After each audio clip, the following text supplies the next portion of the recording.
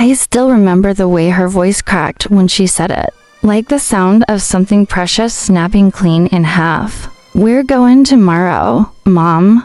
I've sold your beach house." Just like that. No warning, no soft lead up, no apology hidden between the words. Just a sentence that dropped on the table like a hammer, shattering the air between us. I was standing by the kitchen window, rinsing out the morning's coffee cups. The sun laying soft gold across the counter. The sea breeze carried that faint salt scent I'd come to love over all those summers here. And for a second, I thought I'd misheard her. But when I turned around and saw her, Miss Rebecca, the woman I'd helped raise since she was in pigtails, her eyes were steady, determined. She had that same look her mama used to wear when she'd made up her mind about something foolish. My heart sank, but I didn't let it show. Not right away. You learn, after 60-some years of being the quiet one in the room, how to keep your face calm even when your soul's shaking. I just wiped my hands on the towel and said, "Well now, baby, that's a mighty big decision." But she didn't smile, didn't even look up from her phone. "It's done, Mary," she said. "The papers are signed. We're leaving tomorrow."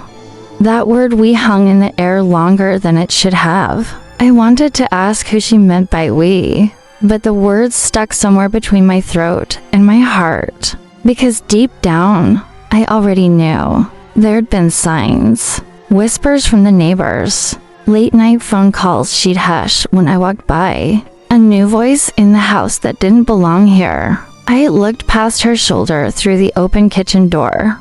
The sea was calm that morning, just a soft hush against the shore, like it was listening. This house, this place, it wasn't just wood and walls. It held memories, secrets, laughter that once filled every corner. And now she was selling it like it was nothing but a piece of property. But what she didn't know, what she could never imagine, was that this beach house held more than her childhood summers.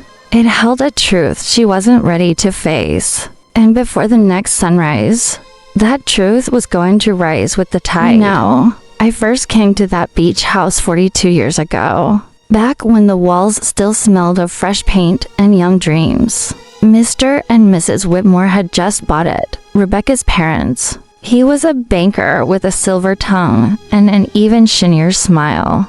And she was the kind of woman who floated through a room like a song you didn't want to end. They hired me to help with the baby, said they needed someone steady, someone who understood loyalty.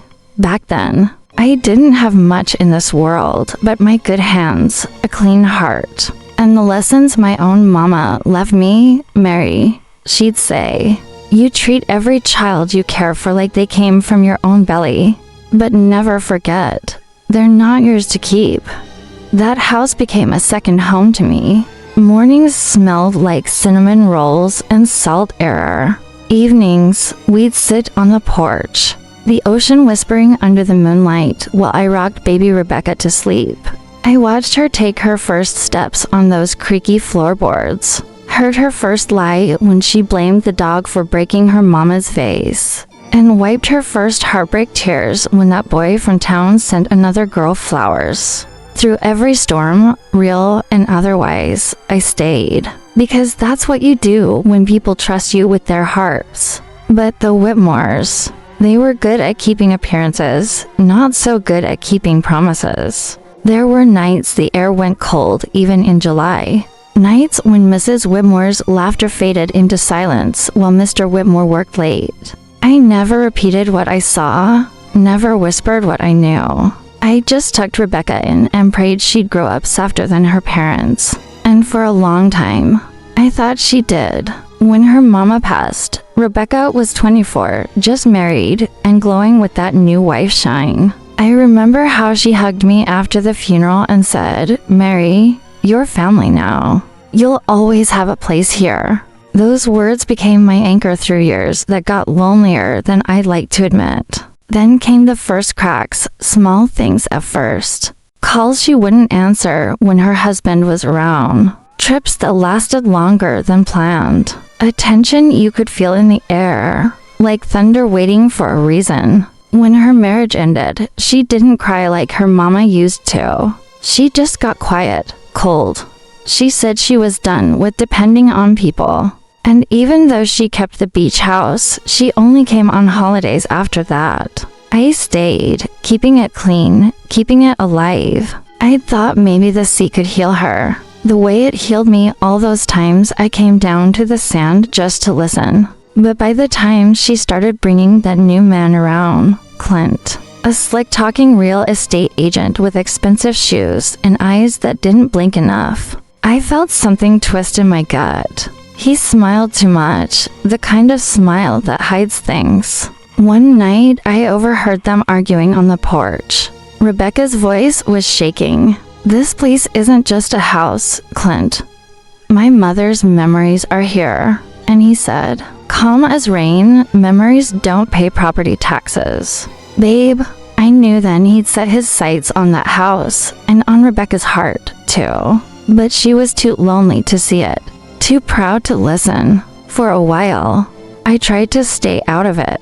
Nannies don't interfere in grown folks' affairs. But I'd been with that family too long not to notice when something was being stolen in plain sight. There were documents on the table some mornings, new locks on the cabinets, and boxes labeled donations filled with things I knew Rebecca's mama had treasured. And then there was that day, about a month before she told me she'd sold the place, when I found an envelope tucked behind the old piano. It was yellowed with age, tied with a piece of faded blue ribbon, and had her mother's handwriting on it for Rebecca when she's ready. I should have told her right then, but something stopped me. Maybe fear, maybe wisdom. You learn in life that timing can turn truth into poison if given too soon. So I hid it back where I found it, praying the Lord would show me when ready might come. Now, standing there that morning when she told me the house was gone, I knew, ready or not, that time had come. Because selling that house wasn't just letting go of a property. It was letting go of her past. And Lord help me, some pasts don't stay buried without a fight. After she told me the house was sold, Rebecca left early for town that day. Said she had to finalize things with the buyer. But the way her hand trembled as she grabbed her purse told a different story. I watched her drive off through the window. The same dirt road I used to push her stroller down when she was a baby. The wind picked up, carrying the scent of salt and rain. A storm was brewing.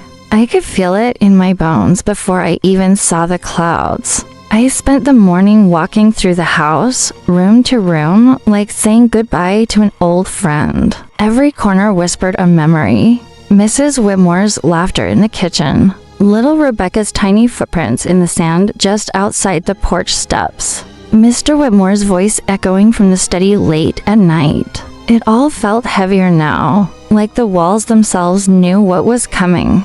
By noon, I found myself standing in front of that old piano again. My hands shook a little as I pulled back the cover and touched the faded keys. There it was, the small, yellowed envelope, still tucked behind the loose panel, just where I'd hidden it. I held it for a long while, tracing the writing with my thumb. For Rebecca, when she's ready. I sat down at the piano bench, staring at it, trying to decide whether I had the right. 42 years of loyalty, of keeping other people's secrets, had taught me restraint. But it had also taught me something else. Silence can wound just as deep as truth. That's when I heard tires crunching on gravel outside. I thought Rebecca had come back early, but it wasn't her. It was Clint. He didn't knock, just let himself in like he owned the place. His cologne hit the air before his voice did. "Mary," he said, flashing that salesman grin. "You still keeping this place spotless, I see." I forced a polite smile, though my heart had started to race. Old habits die hard, Mr. Clint. He leaned against the counter, looking around like he was already measuring for drapes. "You heard the good news. Rebecca finally did it. We're moving forward with the sale. Big step for her. Something in the way he said we made my stomach twist. That's so. I asked softly. And what's she getting out of all this moving forward? He chuckled, low and smooth. A fresh start. Cash in hand. Freedom. Then he glanced at me with that smirk that never reached his eyes. You of all people should understand that. Mary, you've been stuck here too long. Time to let go. I wanted to tell him this house wasn't his to touch, that it held more truth than his kind could handle. But I bit my tongue. Men like him thrived on reaction. Instead, I said, funny thing about freedom, Mr. Clint. It don't mean much if you lose your soul getting it. For a moment, that wiped the grin off his face. Then he straightened, slipped his sunglasses back on, and said, be packed by tomorrow morning. Rebecca's being generous letting you stay till then. And just like that, he was gone. When the screen door slammed shut behind him, I sank into the nearest chair. My hands were shaking so bad I nearly dropped the letter. I knew then. I couldn't wait any longer. Whatever was in the envelope, it was meant to be found now. I took a deep breath and broke the seal. Inside was a folded letter. The ink faded, but still readable. The first line made my heart stop cold. If you're reading this, Rebecca, it means the truth has finally found its way back home. I read on, my pulse quickening with every word.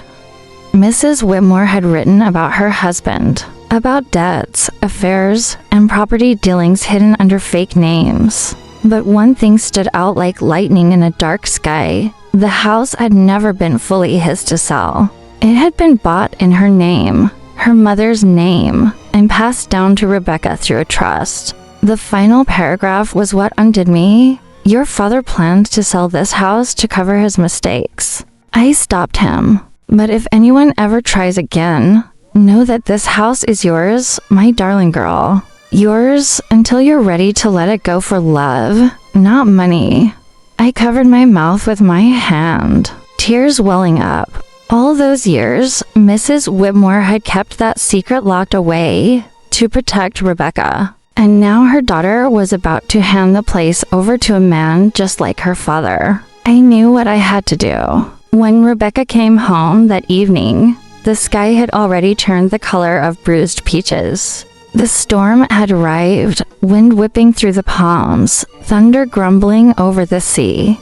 She looked exhausted, hair damp, eyes glassy from crying. Mary, she whispered, please don't be mad. I can't do this anymore. The taxes, the repairs, the memories. Clint says we'll be happier once it's all behind us. I held the letter in my hand. Baby, I said softly, you sure it's happiness you're chasing?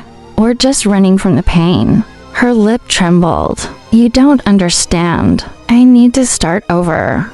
I walked to her slowly and placed the letter in her palm. Then maybe you should start with the truth. She frowned, looking down at it. What's this? Something your mama left for you, I said. Something she wanted you to have when you were ready. She hesitated, then opened it. As her eyes moved across the page, I saw the color drain from her face. This can't be real, she whispered. She never told me she was protecting you, I said. But now, it's your turn to protect what she loved. For a moment, all we could hear was the wind howling outside. Then Rebecca folded the letter and sat down hard on the couch. Tears slipped down her cheeks. Clint's expecting the sale to go through tomorrow, she said. He made me sign everything already. He said, what he said don't matter anymore. I interrupted gently. You got the truth now, and the truth don't need permission. But Clint wasn't the kind of man to take no easy. Later that night, after Rebecca had gone to bed, I saw headlights through the rain. He was back. I cracked the front door just enough to see him pacing near the porch, talking into his phone. His voice was sharp, angry. She can't back out now, he hissed. The deal's signed. The land's mine by morning. My heart pounded. I slipped outside quietly, the wind whipping my shawl around me. You need to leave, Clint, I said, voice steady. Ain't nothing left for you here. He turned, eyes blazing. You old fool, stay out of this. You think she'll listen to you? She's weak. She always was. She's stronger than you'll ever be, I said. And she's got proof now, proof that house don't belong to you or anyone else. He froze. What proof? I smiled just a little. Her mama's words. And they speak louder than your lies. For a moment, I thought he might hit me. His jaw clenched, fists tight. Then he spat on the porch and stormed off into the rain, tires spinning mud as he drove away. I didn't sleep that night. I sat by Rebecca's door, listening to her cry quietly until the storm passed. Sometimes, all you can do for the ones you love is sit in the dark beside them until morning comes. When dawn finally broke, the air was clear again. Rebecca came into the kitchen, her eyes swollen, but her voice steady. Mary, she said softly, I called the lawyer. The sale's off, and Clint's name's nowhere on that contract anymore. He forged half of it. I let out a breath I hadn't realized I'd been holding. You did right, baby. You did right, she nodded slowly. I don't know what happens now. I smiled faintly. Now, you rebuild, not the walls, yourself. That afternoon, she drove into town to meet her lawyer and the authorities. I stayed behind, standing at the porch, the sea glimmering under the new sun. The world looked the same, but something had shifted. Truth has a way of doing that. Just before sunset, Rebecca returned, looking lighter, freer. He's gone, she said. They found out about his other deals. There'll be charges.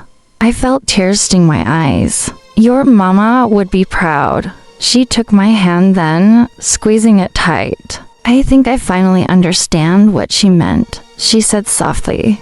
Love, not money. The next night, the air was thick and heavy. The kind of stillness that comes before another storm. The sea was restless again, waves crashing harder against the shore. Like the earth itself could sense what was coming. Rebecca had gone into town earlier to file the final reports with the sheriff. Her mama's letter now safe in her purse. She'd asked me to stay at the house, said she didn't want it sitting empty. I told her not to worry. After all these years, that house and I had stood through hurricanes and heartbreak alike. We weren't about to break tonight. I was in the kitchen brewing a pot of chamomile tea when I heard it, a soft creak on the porch. Then another. My stomach tightened. I turned off the stove and stood perfectly still. The only light came from the old lamp by the window, throwing a warm glow across the room. Then came the sound of footsteps. Slow, careful, measured. I moved quietly to the window and peeked through the curtain. Clint. His car was parked down by the trees, half hidden in the dark. He wasn't supposed to be anywhere near this property. I could see the gleam of something metallic in his hand, maybe keys, maybe worse. My pulse quickened, but I didn't panic. Fear doesn't help you think straight. And at my age, wisdom's a stronger weapon than anger. He banged on the front door. Mary. He shouted, voice slick with false charm. Open up. I just want to talk. I didn't move. Am not nothing left to talk about, Clint. I called out. You best go on home. He laughed, a cold, mean sound that didn't belong in a place built on love. You don't get it, old woman. This house is mine. That letter won't change a thing. I stepped closer to the door, voice firm but calm. This house ain't yours. It never was. It belongs to the truth, and she's already found it. That must have hit a nerve, because the next thing I heard was glass shattering. He'd broken one of the side windows. My heart thudded. I grabbed the old fireplace poker, heavy, iron, and familiar. My hands may tremble with age, but I still knew how to stand my ground. Clint climbed through the window, boots crunching on broken glass. His hair was wet from the rain, his eyes wild. "Where's Rebecca?" he demanded. "She's safe," I said. "Far from you." He stalked toward me, sneering. "You think you can stop me? You old fool?" I stood tall, poker in hand, my back straight as the day I first walked into this house. "I ain't got to stop you, Clint. You already done that yourself." He took another step closer, his voice rising. "That letter's a lie. Your word means nothing." "Then why you so scared of it?" I asked quietly. For a second, his face faltered, just a flicker of doubt, but it was enough. He lunged forward, reaching for me. I swung the poker, not to hurt him, but to make him stop. The metal rang against the table, loud enough to wake the ghosts. "Don't you touch me, boy," I warned, my voice deep and steady. "You've already taken enough from this family." He froze, chest heaving, eyes darting toward the door. Just then, headlights flashed across the windows. Tires screeched on gravel. Rebecca's voice cut through the rain. "Clint, step away from her." She burst through the door, followed by 2 sheriff's deputies. For a heartbeat, time seemed to hold still. Clint's mouth opened, but no words came. The deputies grabbed him before he could move again, pulling his arms behind his back. "You can't do this," he yelled, struggling. "She's lying. The house is mine." Rebecca stepped forward, her face pale but fierce. "No, Clint, it was never yours. You forged my signature. You lied to me and to the bank." She reached into her coat pocket and held up her mother's letter. "And my mama's words prove it." The deputies hauled him toward the door, his curses fading under the sound of the rain. I watched silently as they led him away, the red and blue lights painting the wet walls in flashes of justice and sorrow. When the car finally disappeared down the road, Rebecca turned to me, trembling. "Mary," she whispered, voice breaking. "I thought I'd lost everything." I set down the poker and went to her, wrapping her in my arms the way I used to when she was little, and the thunder scared her. "You ain't lost nothing, baby. You just found what was yours all along." We stood there for a long while, listening to the storm pass. The sea roared, the wind howled, but inside that house, it was quiet again, peaceful, almost sacred. The kind of quiet that comes after a storm's truth has been spoken. Later that night, after the deputies left and Rebecca had gone upstairs to rest, I sat alone by the window with my tea, watching the horizon lighten ever so slightly. The rain had stopped, and the moon broke through, silver and soft. I thought of Mrs. Whitmore then, how she must have known this day would come, how she trusted me to hold the letter, to keep her daughter safe not just from the world, but from herself. Sometimes, the Lord gives you a burden that feels too heavy to carry, but He also gives you the strength to see it through. And sitting there, hearing the calm waves again, I felt that strength settle in my bones like warmth after a long winter. When Rebecca came down at sunrise, she looked different, lighter. Her eyes were red, but clear. "Mary," she said, her voice barely above a whisper, "I'm not selling. I'm keeping the house for her, for us."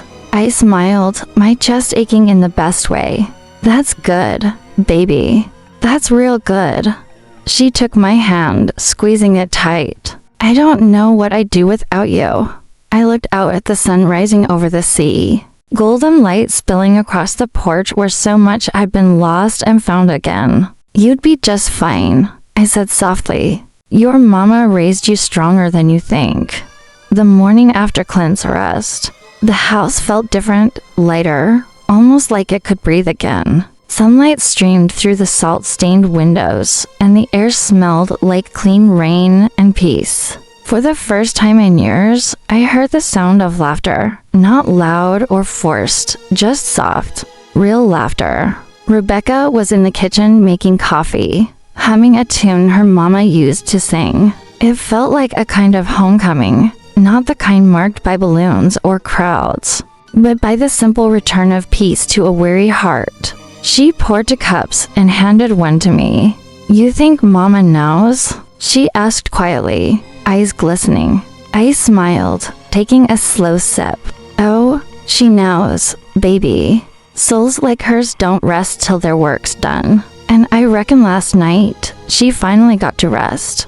We sat together at the old wooden table, the same one where Mrs. Whitmore once taught Rebecca her letters, where I used to slice peaches for pie and listen to her mama talk about dreams she never got to chase. Now, it was just the 2 of us, 2 women who'd survived love, loss, and lies, sitting in the quiet aftermath of truth. "You ever wonder," Rebecca said after a while, "why people hold on to secrets for so long? Mama could have just told me." I set my cup down, folding my hands around it. "Sometimes the truth ain't about the moment you speak it, child. It's about when the heart's ready to hear it. Your mama knew that, and I reckon you were ready now, even if it took some pain to get there." She nodded slowly, tears tracing down her cheeks. "I don't know what I'd have done without you, Mary." I smiled softly. "You'd have found your way, same as you did last night. The good Lord don't bring storms without reason, and he sure don't let 'em pass without leaving lessons behind, outside." The waves rolled gentle again, whispering like they always had. I watched a pair of seagulls drift over the surf, and for a moment, everything felt still, perfectly still. This house, this family, these long, tangled years of loving and losing, it had all led to this peace. I realized then that maybe my time here was nearing its end, not in sadness, but in fulfillment. I'd done what I came to do. I had kept my promise to a mother long gone and helped her daughter find her way back to herself. That evening, Rebecca came out to the porch where I was rocking quietly with a blanket over my knees. The sky was painted pink and gold, the kind of sunset Savannah saves for those who've earned it. She sat beside me, her head resting on my shoulder like she used to when she was a little girl. "I'm going to fix up the house," she said softly. "Not to sell it, to live, to make it feel alive again." I patted her hand. "That's the way it ought to be. Let the walls hear laughter again. Let 'em know they still got a story to tell." For a long moment, we just watched the tide roll in and out, the rhythm of it steady and sure. I thought of all the years I'd spent in this home, the children I'd raised, the secrets I'd kept, the love I'd seen broken and mended. It all came down to one truth that time never manages to change, no matter how far people stray.